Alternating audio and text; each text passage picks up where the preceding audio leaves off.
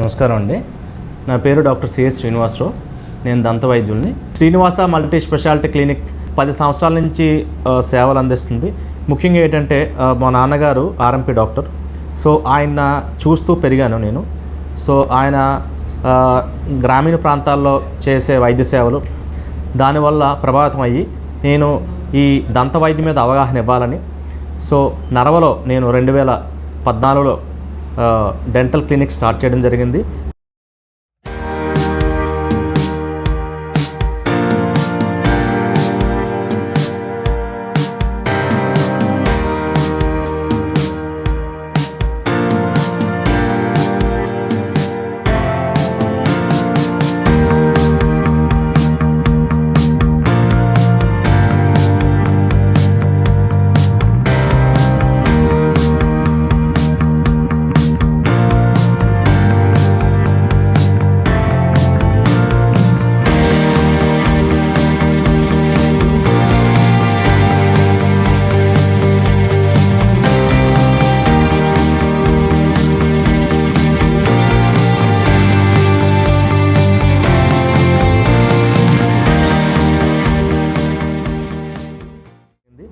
ఇక్కడ కొత్తపాలెంలో 1 సంవత్సరం అయ్యింది మొన్నే. సో ఏంటంటే గ్రామీణ ప్రాంతాల్లో దంతవైద్యం పైన అవగాహన మరియు తక్కువ ఖర్చులకు జనాలకు తగైన దీనిపైన సేవ చేయాలనే ఉద్దేశంతో నేను ఈ విలేజ్ మోడ్ క్లినిక్స్లోనే ఉంటున్నాను. గత 10 సంవత్సరాలుగా దంతవైద్యం ప్రాక్టీస్ చేస్తున్నాను. ప్రస్తుత రోజుల్లో ఈ పళ్ళ సమస్యలు అనేవి పిల్లల్లో పెద్దల్లో ప్రతి ఒక్క ఏజ్ పరిమితి లేకుండా అందరి యొక్క నోటి ఆరోగ్యంపై అవగాహన తక్కువగా ఉండడం వల్ల ఈ పళ్ళ సమస్యలు ఏర్పడుతున్నాయి. ఇప్పుడు ప్రధానంగా పళ్ళ సమస్యలు ఒక 3 రకాలుగా విభజిద్దాం. మొదటిగా పిల్లల్లో అంటే పిల్లల్లో 1 నుంచి 10 సంవత్సరాలు, 5 నుంచి 12 సంవత్సరాలు. సో 1 నుంచి 5 సంవత్సరాల పిల్లలు విపరీతంగా ఏంటంటే ర్యాంపంట్ కేరీస్ అనేవి ఏర్పడుతుంటాయి. అంటే అప్పట్లో ఆ 4 సంవత్సరాల్లో పిల్లలకి ఎక్కువగా పళ్ళు పుచ్చటం, పళ్ళు కదలటం, తర్వాత ఇతరత్ర సమస్యలు 5 ఏళ్ళలో పిల్లల్లో ఏర్పడతాయి. ఇప్పుడు 5 నుంచి 12 సంవత్సరాల పిల్లలకు వద్దాం. ఈ ఏజ్ లిమిట్ అంటే ఇది ఎక్స్టెంట్ 5 to 12 ఇయర్స్ పిల్లల్లో మనం సాధారణంగా చూసే పళ్ళ సమస్యలు క్యావిటీస్ అంటే పుచ్చు. అది ఏ విధంగా ఏర్పడుతుంది? సో పిల్లల్లో యూజువల్గా మనం ఎవరు వద్దన్నా సరే వాళ్ళు తీసుకునేది chocolates due to excess intake of sugars. తర్వాత అంటే అధికంగా ఈ చక్కెర అదే షుగర్ పదార్థాలు ఎక్కువగా వాడటం, అది చాక్లెట్స్ కానీ కూల్ డ్రింక్స్ కానీ. ఇకపోతే poor oral diet and nutritional deficient అంటే పిల్లల్లో కావాల్సిన పౌష్టికాహారం వాళ్ళకి లోపించడం వల్ల కూడా ఈ పళ్ళ సమస్యలను ఏర్పడుతూ ఉంటాయి. ముఖ్యంగా పిల్లల్లో ఇతర సమస్యలు యాంటీరియర్ క్రాస్ బైట్ అంటాం. యాంటీరియర్ క్రాస్ బైట్ అంటే పళ్ళ వరుస సక్రమంగా లేకపోవటం, తర్వాత జింజైవల్ బ్లీడింగ్ పళ్ళ నుంచి రక్తం కానీ, తర్వాత మడి వయసులో 8 నుంచి 10 ఏళ్లలోపు పిల్లలకి అటు పాల పళ్ళు ఇటు పర్మనెంట్ పళ్ళు 2 పళ్ళు వచ్చినప్పుడు మిక్స్డ్ డెంటిషన్ అంటాం. దానిలో పిల్లల యొక్క తల్లిదండ్రులు కొద్దిగా కన్ఫ్యూజ్ అవుతూ ఉంటారు. అంటే ఏవి పాలపళ్ళు అవి తీయాలా లేదా అనేది. పాలపళ్ళు కంప్లీట్గా కదులుతున్నప్పుడు అవి తీసివేయటం మంచిది. సో ఈ పర్మనెంట్ పళ్ళుకి రావటానికి అవకాశం ఉంటుంది. సో ఈ 5 నుంచి 12 ఏళ్ళు పిల్లలకు ఇంచుమించుగా 45 నుంచి 50% according to CDC central disease for control and prevention వార్చే 50% వరకు ఈ పళ్ళ సమస్యలు ఉన్నాయి. ఇకపోతే ఈ పిల్లల్లో ఎర్లీగా చేయటం వల్ల వారి యొక్క నోటి శుభ్రత బాగవుతుంది. వాళ్ళు తీసుకోవాల్సిన జాగ్రత్తలు. ఇప్పుడు పిల్లలు అధికంగా షుగర్ ఐటమ్స్ అంటే చాక్లెట్స్ కానీ ఏమైనా తింటున్నారు. సో అవి తిన్నా సరే ఆ పళ్ళకి అంటుకున్న తీపి పదార్థం ఆ పంటి పూర్తిగా అంటుకుంటే దానివల్ల క్యావిటీస్ ఏర్పడుతూ ఉంటాయి. అందుకని 2 పూట్ల బ్రష్ చేయించడం, తిన్న తర్వాత నోరు పొక్కలించడం వాటర్తో, ఆ తర్వాత ఫ్లోరైడ్ బ్రషెస్ ఇలాంటి వాటిలో వాడటం వల్ల పిల్లల్లో ఈ పళ్ళ సమస్యలు సాధారణంగా ఏర్పడేవి మనం సంరక్షించవచ్చు. ఏవైనా తీవ్రతంగా ఉన్నవి పళ్ళుంటే దంతవైద్యం సంప్రదించి వారిచే ప్రత్యేకమైన ట్రీట్మెంట్స్ కానీ ఏవైనా చేయించుకోవాలి. ఇకపోతే పెద్దవాళ్ళు. సో ఇప్పుడు పెద్దవాళ్ళు ముఖ్యంగా చూస్తున్నాం పళ్ళ సమస్యలు బిఫోర్ కోవిడ్, ఆఫ్టర్ కోవిడ్ అదో రకంగా చెప్పొచ్చు.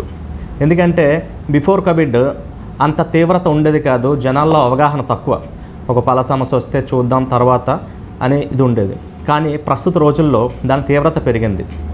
పంటి నొప్పి తీవ్రత ఎలా ఉంటుందంటే, ఒక పంటి నొప్పి వస్తే పంటి నుంచి ఆ తీవ్రత చెవికి వస్తుంది, చెవి నొప్పి వస్తుంది.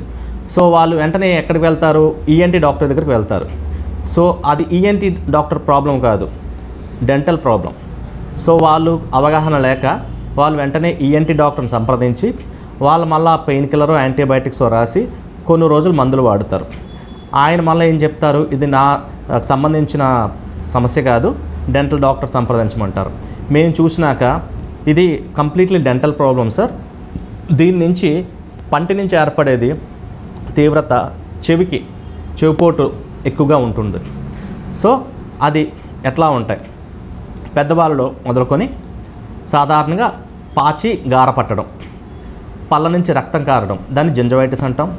తర్వాత గమ్స్ బ్లీడింగ్ గమ్స్, పళ్ళ నుంచి రక్తం రావడం, పళ్ళ వాపులు, జింజావల్ ఎబరేషన్, రెసిషన్, మొత్తంగా చిగుళ్ళు వాపు రావటం, చిగుళ్ళు అరిగిపోవడం, చిగుల్ని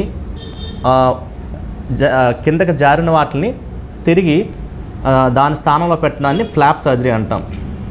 దాని తర్వాత జ్ఞానదంతాలు, చివర కింద పళ్ళు ఒక చిగురు పంటి పైన పేరుకొని దానివల్ల నొప్పి ఏర్పడడం, తిన్న పదార్థాలు దాని మీద పేరుకుపోవడం వలన జ్ఞానదంతాల సమస్య వస్తుంది. ఈ జ్ఞానదంతాలు ఎప్పుడు తీయించుకోవాలి? విజ్డమ్ టూత్ అంటాం, థర్డ్ మోలార్ ఎక్స్ట్రాక్షన్స్. అవి 18 years 19 సంవత్సరాల నుంచి మొదలవుతాయి. అవి ఏ సంవత్సరమైనా, అంటే దానివల్ల తీవ్రత లేనంత వరకు, ఇబ్బంది లేనంత వరకు ఆ జ్ఞానదంతాల సమస్య ఉండదు. ఇకపోతే జ్ఞానదంతాలు రీసెంట్గా 48 years ఫీమేల్ పేషెంట్కి చేసాం. సో ఆవిడకి ఏమిటంటే ఈ 48 సంవత్సరాల్లో లేని ఇబ్బంది ఇప్పుడు ప్రజెంట్ వారం రోజుల నుంచి వచ్చింది జ్ఞానదంతం. సో ఆవిడకి షుగర్ 220 ఉండేది. అంటే she is diabetic and having third molar problem. So ఈ సమస్యతో బాధపడుతుంది. నేను యాక్చువల్గా as a dental doctor and maxillofacial surgeon, దంత మరియు దవడ ఎముకల శస్త్రచికిత్స నిపుణులు కాబట్టి ఆవిడకి ఏమి సజెస్ట్ చేశామంటే, షుగర్ లెవెల్స్ కంట్రోల్ అవ్వడం, అంటే 220 నుంచి ఒక 1 వీక్లో 150కి కంట్రోల్ చేసాం. దాని తర్వాత శస్త్రచికిత్స ప్రారంభించి సునాయాసంగా దంతం తీసి ఆవిడకి ఉపశమనం కలిగించాం. సో ఈ జ్ఞానదంతాలు అనేవి ఏజ్ పర్మిట్ లేదు. సో ఈ పళ్ళ సమస్యలు అనేది ఏజ్ పర్మిట్ లేదు. నేను ఈ 10 ఏళ్ళ ఈ డెంటల్ ప్రాక్టీస్లో 5 సంవత్సరాల నుంచి 75 సంవత్సరాల లోపు వ్యక్తులకి చికిత్స అందిస్తున్నాను.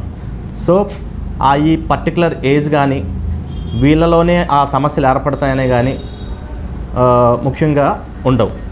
ఈ పళ్ళ సమస్యలు అనేవి పెద్దవాళ్ళలో కూడా ఈ తీపి మోతాదు ఎక్కువగా, అంటే కూల్ డ్రింక్స్ కానీ, స్వీట్స్ కానీ, కాఫీ, టీ ఎక్సెసివ్గా, అంటే ఎక్కువ మోతాదులో తీసుకోవడం వల్ల ఈ సమస్యలు ఏర్పడుతూ ఉంటాయి. సో మనం తీసుకోవాల్సిన జాగ్రత్తలు ఏమిటంటే, ముఖ్యంగా బ్రషింగ్, ప్రాపర్ బ్రషింగ్. మనం ఒక విధమైన బ్రషింగ్ టెక్నిక్ని చేయాలి. కేవలం 3 నిమిషాలు, వెర్టికల్, హారిజంటల్ అండ్ సర్క్యులర్ 3 నిమిషాలు చేయటం. తర్వాత బ్రష్ యొక్క బ్రిజిల్స్ స్మూత్గా ఉండడం. సో వాటి వల్ల చిగుర్లు దెబ్బతినడం అనేవి ఏర్పడతాయి. తర్వాత ఈ చిగుళ్ళ నుంచి రక్తం కారడం, చిగులు వాపు అనేది gingivitis, that is calculus and stains, పాచి గారా పట్టడం. ఈ పాచి గారా పట్టడం వల్ల ఈ పలు రకాల సమస్యలు ఏర్పడతాయి. అవి సంవత్సరంలో 2 సార్లు స్కేలింగ్ అంటాం, అంటే క్లీనింగ్, పళ్ళ శుభ్రపరచుకోవటం. 6 నెలలకు ఒకసారి 2 సార్లు చేసుకోవచ్చు. కనీసం సంవత్సరానికి ఒకసారి చేయించుకుంటే ఈ ఒక 600 నుంచి 800 రూపాయలతో ఈ పళ్ళు క్లీనింగ్ అనేది మేము చేస్తాం. సో ఈ చిన్నపాటి ఈ చికిత్స చేయించుకుంటే మనం 80% వరకు మన పళ్ళు జాగ్రత్తలు తీసుకోవచ్చు. ఇకపోతే నా వరకు వస్తే నాది స్పెషాలిటీ బ్రాంచ్ దంత మరియు దవడ నిపుణుల చికిత్స నిపుణులు. మా వరకు వచ్చేది జ్ఞానదంతాలు, విజ్డమ్ టూత్, మ్యాక్సిలరీ ట్రోమా, దవడ ఫ్రాక్చర్లు మరియు ఓరల్ క్యాన్సర్స్, నోటి క్యాన్సర్లు, డెంటల్ ఇంప్లాంట్స్, స్క్రూలు. సో మా స్పెషాలిటీలో ఇన్ని రకాలమైన చికిత్సలు ఉన్నాయి. జ్ఞానదంతాలు ముందుగా చెప్పాను కదా, అవి ఏ రకమైన ఇచ్చేయచ్చు. తర్వాత మ్యాక్సిలోఫేషియల్ ట్రోమా అంటే దవడ ఎముకలు ఇరిగినప్పుడు వాటిని టైటానియం అనే మినీ ప్లేట్స్ ద్వారా ఆ దవడ ఎముకల్ని అతికించవచ్చు. దాని తర్వాత నోటి క్యాన్సర్లు. ఇక్కడ మా వాళ్ళకి ఒక పేషెంట్ నా దగ్గరకు వచ్చినప్పుడు వాళ్ళకి ఎక్కువగా పరీక్షలు, రక్త పరీక్షలు కానీ ఏవైనా స్కాన్స్ కానీ అడ్వైజ్ చేయకుండా వాటి నోట్లో ఉన్న లక్షణాలను చూసి అది క్యాన్సరా కాదా అనేది నిర్ధారించవచ్చు. ఏ విధంగా ఆ క్యాన్సర్, నోటి క్యాన్సర్ నిర్ధారించడానికి కారణాలు ముఖ్యంగా తీసుకునేవి కైని, గుట్కా, జర్దా ఇలాంటి పదార్థాలు, డెలక్స్లు. సో వీటి వల్ల దీర్ఘకాలంగా వాళ్ళు తినడం వల్ల ఈ నోటి క్యాన్సర్లు ఏర్పడతాయి. Present situation of oral cancers అసోసియేషన్లో 70% అరౌండ్ యంగ్ ఏజ్లో కూడా క్యాన్సర్స్ ఏర్పడుతున్నాయి. పూర్వపు రోజులు అంటే బిఫోర్ డేస్లో ఒక 50 నుంచి 60 ఏళ్ళ వాళ్ళు, 70 ఏళ్ళ వాళ్ళు నోటి క్యాన్సర్లు ఏర్పడేవి. ఇప్పుడు ప్రజెంట్ 30 ఏళ్ళు, 35 ఏళ్ళు, 25 ఏళ్ళు కూడా మనం క్యాన్సర్లు చూస్తున్నాం. సో క్యాన్సర్లో ఒక లక్షణాలు ఏమిటంటే నాలుక మీద కానీ నోట్లో కానీ ఒక పుండులా ఏర్పడడం. అది ఒక మానని పుండు. క్యాన్సర్ అనేది ఒక దీర్ఘకాలమైన మానని పుండు. సో దీనివల్ల ఆ వ్యాధి లక్షణం రోగికి మంట పుట్టడం, ఆ పుండు మానకపోవటం, తర్వాత బరువు తగ్గటం, ఇలాంటి లక్షణాలు నోటి క్యాన్సర్లో కనపడుతూ ఉంటాయి. తర్వాత చిన్నపాటి దానికి బ్లీడింగ్, రక్తస్రావం అవటం, తర్వాత ఫిక్స్డ్ కన్సిస్టెన్సీ అంటే ఈ దవడ కింద నొప్పి రావటం, లేదంటే గ్రంథులు పెరగడం, lymph nodes, enlargement of lymph nodes, lymphadenopathy అంటాం. సో ఇలాంటి లక్షణాలన్నీ పేషెంట్లో మేము చూస్తాం. సో ఇవి ఏ రకమైన పరీక్షలు కానీ వాళ్ళకి స్కాన్లు కానీ అవసరం లేదు. సో నా క్లినిక్లో ఇప్పటి వరకు అలాంటివి ఒక 10కి పైన ఓరల్ క్యాన్సర్స్ ట్రీట్ చేసాం. ట్రీట్ అంటే ముందుగా గుర్తించాం, ఎర్లీ డిటెక్షన్ అండ్ ప్రివెన్షన్. గుర్తించి వాళ్ళని పెద్ద ఆసుపత్రికి పంపించి వాళ్ళ హెడ్ అండ్ నెక్ సర్జన్స్ ఇవి డీల్ చేసే వాళ్ళతో డిస్కస్ చేసి ఇమీడియట్గా సర్జరీ చేయించడం, రేడియోథెరపీ చేయించడం, వాళ్ళ మళ్ళీ పునర్జన్మ కల్పించడం మనం చేయవచ్చు. సో అట్లా కొంతమందికి మేము చేయగలిగాను. సో ఇకపోతే డెంటల్ ఇంప్లాంట్స్, పన్ను తీసి పన్ను ప్లేస్లో పెట్టే స్క్రూ, దాన్ని ఒక టైటానియం మెటీరియల్ అంటాం. ఇప్పుడు ఈ ప్రక్రియ కన్వెన్షనల్ ఇంప్లాంట్స్, డెంటల్ ఇంప్లాంట్స్ అని చెప్తాం. ఇది కన్వెన్షనల్ ఇంప్లాంట్. సో ఈ స్క్రూ అనేది ఒక తేలికపాటి పదార్థం. సో దీనిని మనం బోన్లో ఫిక్స్ చేస్తాం, సరి సమానంగా బోన్కి ఫిక్స్ చేస్తాం. సో కన్వెన్షనల్ ఇంప్లాంట్స్లో ఇది మనం పన్ను తీసిన ప్లేస్లో ఈ స్క్రూ ఫిక్స్ చేసి ఒక 3 నెలలు ఆగి మళ్ళా ఈ స్క్రూ మీద క్యాప్ వేసి ఇచ్చేసే పద్ధతిని కన్వెన్షనల్ ఇంప్లాంటాలజీ అంటాం. ఇది పూర్వ పద్ధతి. ఇప్పుడు ప్రజెంట్ బేసల్ ఇంప్లాంటాలజీ అంటాం. అంటే మనం 3 రోజుల్లోనే ప్రక్రియ పూర్తి చేయవచ్చు. సోమవారం మనం ఇంప్లాంట్స్ స్టార్ట్ చేస్తే బుధవారంకే పూర్తి చేయొచ్చు. ఇప్పుడు ఆ ప్రజెంట్ ట్రెండ్ టెక్నాలజీ కూడా మనం అడ్వాన్స్గా ఇచ్చేస్తున్నాం. తర్వాత ఎలైనర్స్ అంటాం. ఎత్తుపళ్ళు కానీ, వంకర పళ్ళు కానీ, పళ్ళ యొక్క గ్యాప్స్, స్పేసెస్ కానీ ఇంతకుముందు బ్రేసెస్ పెట్టుకునేవారు, ఈ డెంటల్ బ్రేసెస్ అనేవారు. ఇప్పుడు వాటికి అడ్వాన్స్గా అలైనర్స్ అని వచ్చినవి, క్లియర్ అలైనర్స్. క్లియర్ అలైనర్స్ అంటే అవి మనం ఎదుటి మనిషికి కూడా కనపడవు, దాని యొక్క రిజల్ట్స్ ఎక్కువగా ఉంటాయి. ఖరీదు కాస్త ఎక్కువైనా కానీ దాని యొక్క ఫలితం మాత్రం చాలా చక్కగా, చాలా ఎఫెక్టివ్గా ఉంటుంది. ఆ ట్రీట్మెంట్స్ కూడా మనం ఇక్కడ ఒక 5 నుంచి 8 కేసులు చేసాం. సో ఓవరాల్గా దంతవైద్యలో వచ్చేసరికి పుచ్చులు సాధారణంగా పిల్లల్లో కానీ పెద్దల్లో కానీ ముసలివాళ్ళలో కానీ ఏ వయసులోనైనా డెంటల్ డీకేస్ అనేది చూస్తాం. దాని తర్వాత పళ్ళు కదలడం, అంటే ఒక షుగర్ లెవెల్స్ వల్ల ఎక్కువ పెరగడం వల్ల కానీ, లేదంటే వాళ్ళు విపరీతంగా బ్రష్ చేయటం వలన పళ్ళు కదలికలు, పళ్ళు నుంచి రక్తస్రావం రావడం, పళ్ళు చిగుళ్ళు, దాని నుంచి ఇతరత్ర పళ్ళ సమస్యలు ఏర్పడుతూ ఉంటాయి. ఇప్పుడు ప్రజెంట్ యంగ్ పీపుల్లో ఇవి ఎందుకు అవుతున్నాయంటే due to lifestyle disorders. అంటే ప్రస్తుత రోజుల్లో మనం ఉదయం టిఫిన్ చేస్తాం, మధ్యాహ్నం భోజనం, నైట్ భోజనం అనే ఒక బయలాజికల్ సిస్టమేటిక్ క్లాక్ ఉంది.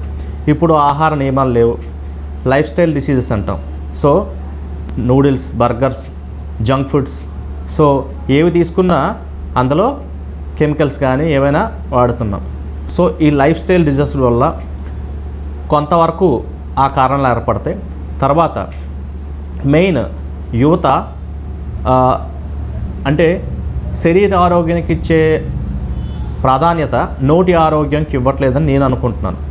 ఎందుకంటే నేను కొంతవరకు చూసేసరికి ఏంటంటే ఒక 18 ఏళ్ళు 19 ఏళ్ళ కుర్రవాళ్ళు ఆటోలు తీస్తున్నారు.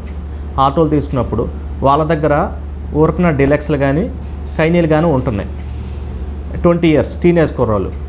సో ఇంకా కొంత వర్క్ చేసేవాళ్ళు 25 to 30 years young people work stress సాఫ్ట్వేర్లో కానీ వేరే భీములు. సో వాళ్ళ వర్క్ స్ట్రెస్ని తగ్గించుకోవడానికి ఏదో హ్యాబిట్ అలవర్చుకోవాలి. So due to bad habits regarding oral hygiene, brushing పూర్తి స్థాయిలో చేయకపోయినా అవి గారెలు పట్టి పాచి పట్టి పూర్తిగా ఇదైపోతాయి. ఆ గారెలు పళ్ళ చుట్టూ మొత్తంగా పెరిగిపోతాయి. ఆ గారెలు పెరగడం వల్ల అక్కడున్న నోటి నుంచి దుర్వాసన ఏర్పడుతూ ఉంటుంది, దాని నుంచి రక్తస్రావం ఏర్పడుతూ ఉంటుంది, దాని నుంచి పళ్ళు కదులుతూ ఉంటాయి, దాని నుంచి లీషన్స్ గడ్డలు ఏర్పడుతూ ఉంటాయి, దాని నుంచి క్యాన్సర్లు ఏర్పడుతూ ఉంటాయి. అంటే ఒక ఇంప్రాపర్ పూర్ బ్రషింగ్ వల్ల ఇట్లా రావచ్చు. తర్వాత ఏదైనా ఒక బ్యాడ్ హ్యాబిట్ అంటే చెప్తున్నాను కదా, ఇప్పుడు ప్రజెంట్లో లైఫ్ స్టైల్ డిసీజెస్ వచ్చేవి ఒక డెంటల్ ప్రాబ్లం కూడా ఒక మెయిన్ సమస్య. So irregular food habits, improper food habits, అంటే జంక్ ఫుడ్స్ ఇలాంటి పదార్థాలు, ఆఫ్టర్నూన్ ఫుడ్ తీసుకునే టైంలో బర్గర్స్, నూడిల్స్ ఇలాంటి తీసుకునే వల్ల. తర్వాత కొందరికి జాగ్ టూత్ అంటాం, ఒక పన్ను షార్ప్గా ఉంది, ఆ షార్ప్ టూత్ దాన్ని జాగ్ టూత్ అంటాం, దానివల్ల కూడా క్యాన్సర్ వచ్చే అవకాశాలు ఉన్నాయి. సో అది కూడా చాలామంది తెలియదు. ఎందుకంటే నేను మహాత్మా గాంధీ క్యాన్సర్ హాస్పిటల్లో చూసాం, ఒక షార్ప్ టూత్, ఒక గుచ్చుకునే షార్ప్ టూత్ వల్ల ఒక ఆవిడకి, ఒక ఫీమేల్ పేషెంట్లో క్యాన్సర్ వచ్చింది. అట్లాగే ఈ రోజువారి దినచర్యలో భాగంగా సో ప్రధానంగా ఇలాంటి లక్షణాలు కూడా ఇప్పుడు మనం చూస్తున్నాం. సో అందుకే పూర్వపు రోజుల్లో కానీ ఇప్పుడు కానీ ఏజ్ లిమిట్తో లేకుండా ఈ నోటి క్యాన్సర్లు అనేవి పెరుగుతున్నాయి. మరొక ఉదాహరణ చెప్తాను. నర్వలో జరిగింది. ఒక అబ్బాయి నేవీలో వర్క్ చేస్తున్నాడు, 24 years. ఓకే, ఆయనకి ఆ అబ్బాయికి ఆ షిప్లో ఆ స్టోర్డ్ ఫుడ్ తినడం వల్ల రిపీటెడ్గా సో ఓరల్ హైజీన్ బాగుండేది కాదు, కడుపులో అజీర్ణత ఉండేది. సో ఆ అబ్బాయి ఇక్కడ మన ఇంటికి వచ్చేసరికి అక్కడ నుంచి సో ఆల్రెడీ సమ్ హాస్పిటల్కి వెళ్ళి చెక్ చేయించుకున్నారు. ఆ కడుపు నొప్పి, అబ్డామినల్ పెయిన్ తగ్గట్లేదని సర్జరీ అన్నారు. సో ఆ సర్జరీ చేసిన తర్వాత it leads to stage 3 cancer. So annoyingly ఇప్పుడు నాకు షుగర్ ఉంది అంటే షుగర్ లేదు నాకెందుకు ఉంటుందని అన్నోన్ డయాబెటిక్ అంటాం. అట్లాగే ఈ ప్రస్తుత రోజుల్లో ఈ క్యాన్సర్లో తెలియకుండా వ్యాప్తి చెందుతున్నాయి. అవి యూట్రస్ క్యాన్సర్ ఫీమేల్స్ కావచ్చు, oral cancers, prostate cancers, tongue cancers, abdominal cancers, ఇలా రకరకాల క్యాన్సర్లు తెలియకుండానే ఏర్పడుతున్నాయి. అవి మనం ఏదో పరీక్షల్లో వైద్య పరీక్షలు కానీ రక్త పరీక్షలు చేయించిన తర్వాత stage 2 క్యాన్సర్, stage 3 క్యాన్సర్ అని బయటపడుతున్నాయి. సో నేను ఎప్పటి నుంచో అనుకుంటుంది ఏమిటంటే మేము యాక్చువల్గా ఒక దంత వైద్యులుగా కానీ ఒక నోటి క్యాన్సర్ నిపుణులుగా కానీ ప్రాథమిక పరీక్షలు ఓరల్ స్క్రీనింగ్ అవి చేయించుకుంటే ఇప్పుడు మనకి డెంగ్యూ మలేరియా వచ్చినప్పుడు ఎలాంటి పరీక్షలు మనం చేయించుకుంటామో ఈ ప్రైమరీ ఓరల్ స్క్రీనింగ్ అంటే ప్రాథమిక క్యాన్సర్ యొక్క పరీక్షలు చేయించుకుంటే ఎర్లీ స్టేజ్లో మనం డిటెక్ట్ చేసుకోవచ్చు.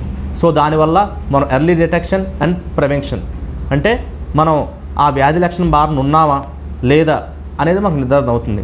దీనిపైన అవగాహన పెంచేందుకు మేము ఎప్పటి నుంచో అనుకుంటున్నాను. అలాంటి ప్రైమరీ ఓరల్ స్క్రీనింగ్ మిగతా స్క్రీనింగ్ క్యాన్సర్ స్క్రీనింగ్ టెస్ట్ పెట్టాలని. సో దానివల్ల ఏంటంటే మనం పేషెంట్ని రోగుల్ని అప్రమత్తం చేయటం.